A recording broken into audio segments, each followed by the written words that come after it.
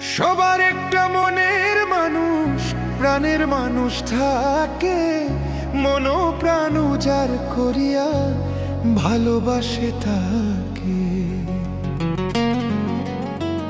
ভালোবাসে যে যাকে, কষ্ট যেন দেয় না। আপন মানুষ দুঃখ দিলে মেনে নেওয়া যায় না।